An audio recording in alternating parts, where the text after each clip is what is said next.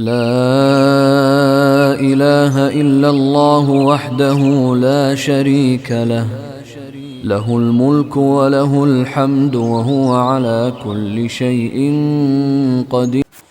حبايبي الحلوين، عاملين ايه؟ يا رب تكونوا بخير وفي احسن حال. كل سنة وانتم طيبين، كل سنة وانتم دايما متجمعين مع حبايبكم، كل سنة وانتم سعداء وبخير يا رب العالمين. بص، هو الروتين بتاعي ده نزل متأخر.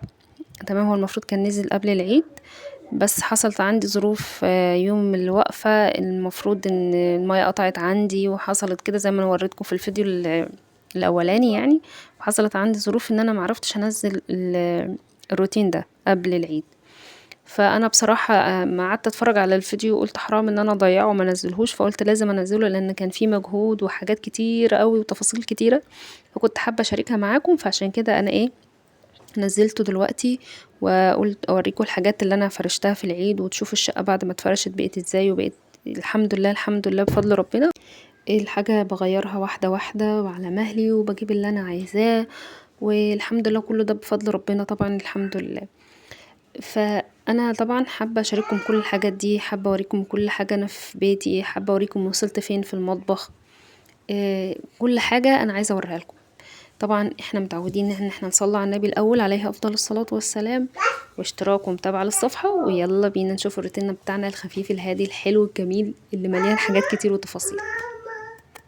اول حاجة انا دخلت اوضة الاولاد كده، فتحت الشباك عشان الشمس تدخل. بعد كده نضفت الشباك كويس، ورحت حطيت عليه بقى المخدات والحاجات اللي كانت على السرير، عشان لما اعرف انضف السراير بتاعتي تبقى الدنيا فاضية معايا زي ما انتوا شايفين كده.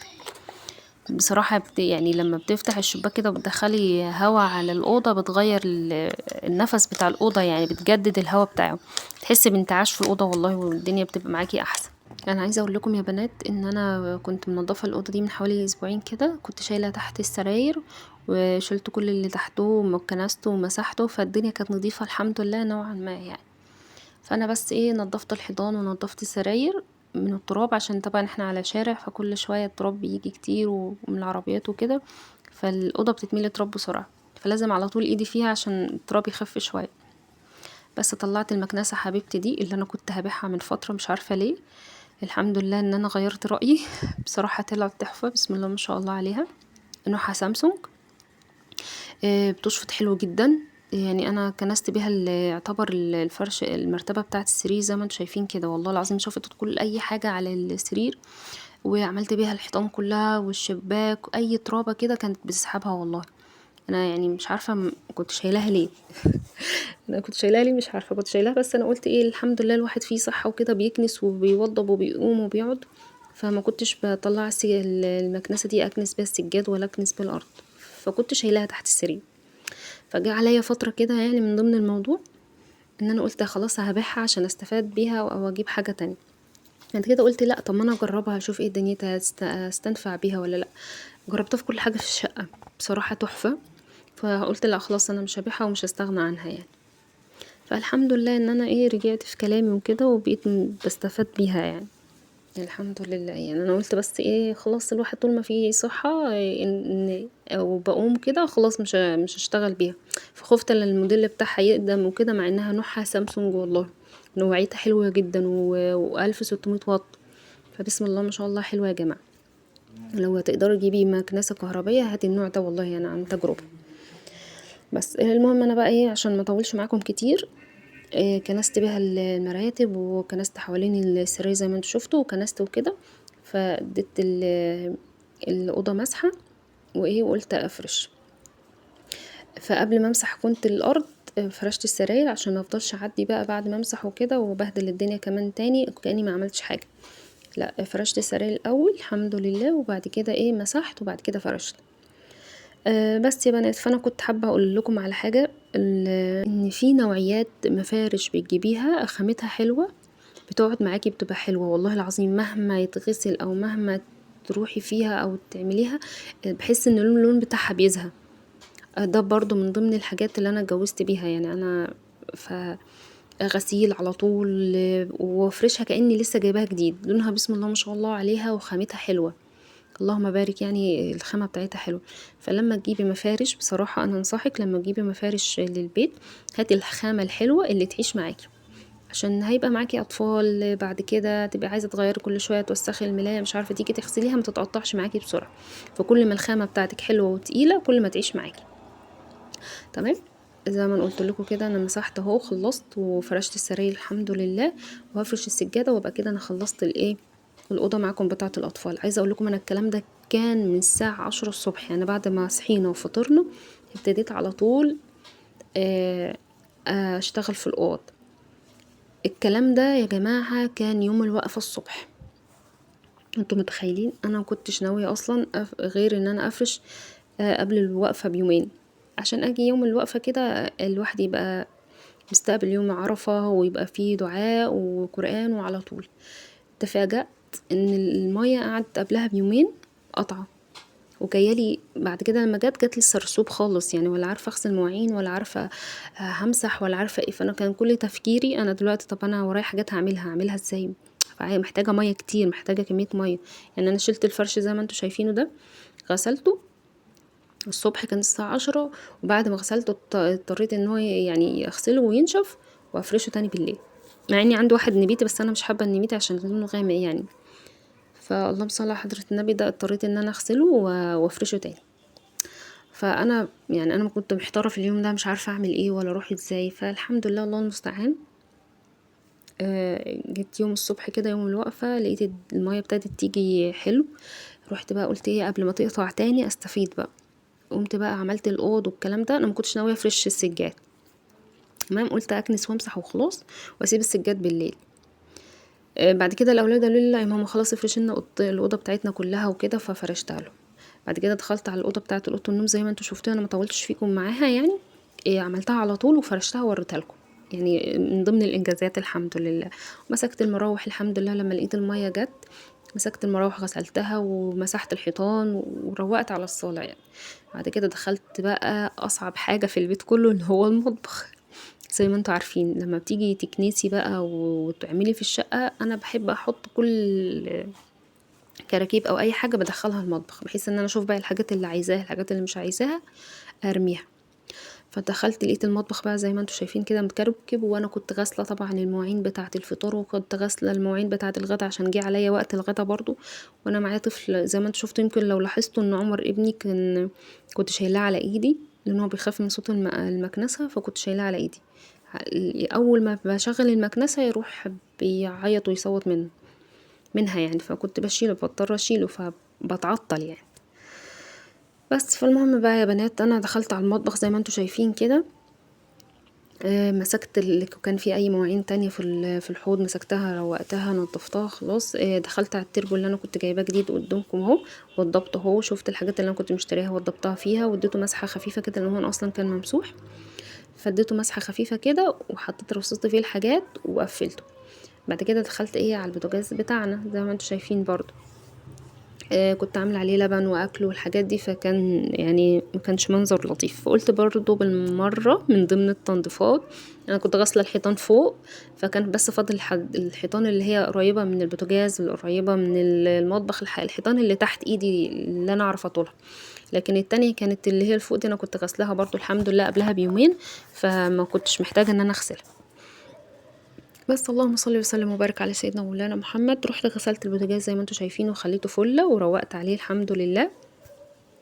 كده يعتبر نص المطبخ بتاعي اتفنش. وانا وريتكم برضو المطبخ كنت فرشته ازاي، رصصت الحلل ورصصت الحاجات، الاطباق البلاستيك، الحاجات اللي انا بستخدمها وبتبقى تحت ايدي على طول، حطيتها قريب مني. وضبط كده المطبخ كله الحمد لله بفضل الله، يبقى زي الفل. اللي هو المطبخ الالمونتاني يعني، دولاب المطبخ. وخلصت اهو كمان البوتاجاز الحمد لله بقي زي الفل زي ما انتوا شايفين كده، مفيش غير بقى دخلت على الرخامه والحيطه اللي فوق الرخامه، لان انا لما غسلت الحيطان فوق الميه نزلت عليها فكان متلطخه. قلت هسيبها كده، لا ما ينفعش، لازم نروق عليها عشان احنا في العيد، لازم تتروق وتبقى تبات نضيفه كده عشان تعيد في العيد. مش عارفه ايه المناسبه بس لازم ولا بد ان احنا نغسل الحيطان ونغسل الحاجات دي، لان من الدهون والحاجات بتاعه المطبخ فبيجي عليها. بس فالله المستعان يا بنات. كده برضو مسكتها يعني، الحاجات اللي انا كنتش طايلاها حاولت ان انا اجيبها، الحاجات اللي ما اتغسلتش برضو حاولت اغسلها عشان تبقى الدنيا نظيفة معايا. قولوا لي بقى انتوا بتعملوا ايه في العيد في المطبخ ده بالذات؟ بتطلعوا امتى منه؟ انا بطلع بعد يومين. انا كويس ان انا قسمت المطبخ ده على يومين، يعني ما يعني يوم غسلت الحيطان من فوق، من الحيطان اللي هي عند السقف، وروقت كده شوية. وتاني يوم او بعدها بيوم يعني مسكت الحيطان اللي تحت والبوتاجاز والمطبخ كده، لان لو انا عملت كله في يوم واحد لا هنتعب بصراحة، هنتعب وحاجة هتبقى فظيعة، لان انتي هتعملي كله في يوم واحد صعب. بس فانا مسكت الحيطان كده زي ما انتوا شايفين. كنت الاول اللي هي الحيطان اللي فوق زي ما قلت لكم كده كنستها وروقت عليها. جبت الحيطان اللي هي من تحت دي عملتها في يوم الوقفة برضو بعد ما خلصت الاوض، ومسكت الصالة مسحتها وكنستها. انا مرضتش افرشها، سبتها للاخر.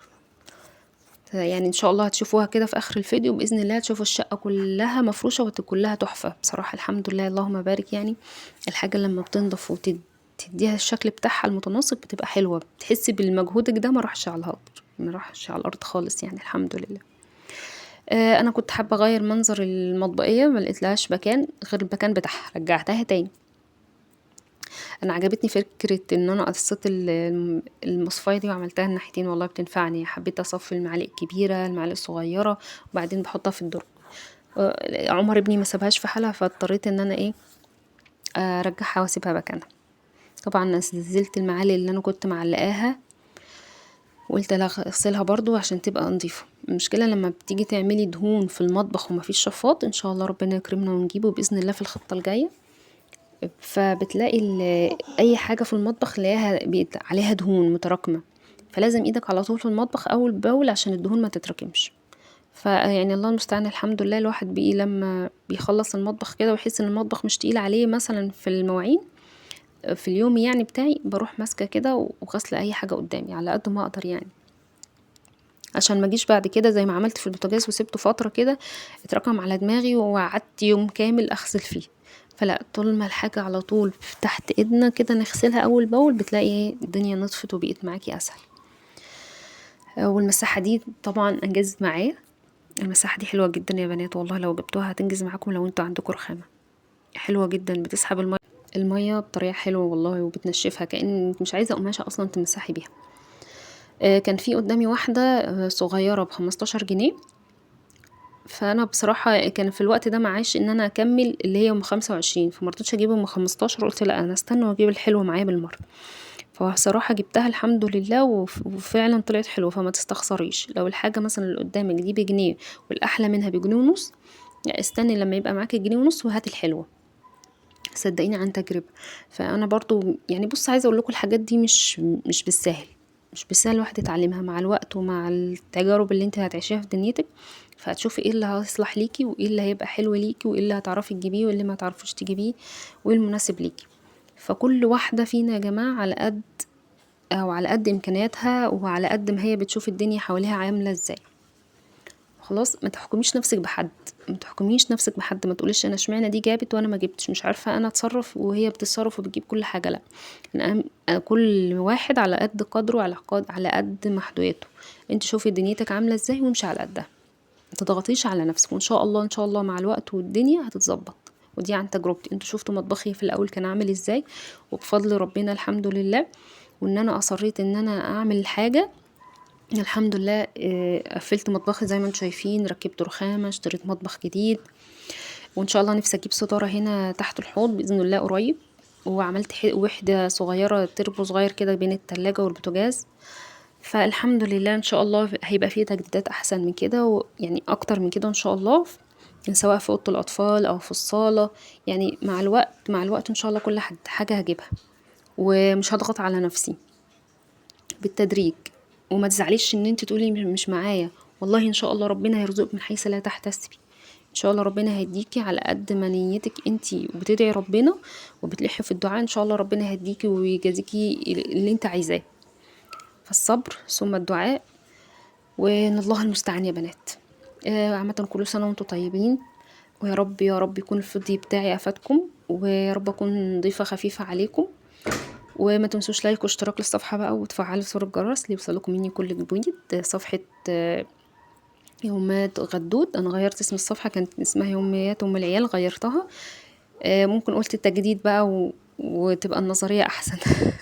والله المستعان. انا السجاد ده جبته في العيد بتاع رمضان، بسم الله ما شاء الله، حلو يعني ولايق مع الصالة، اللون الرمادي، وغيرت بقى اللون بقى كان البني والنبيت اللي عندي يعني. حلو لما بتجددي وبتغيري بتحسي بفرق.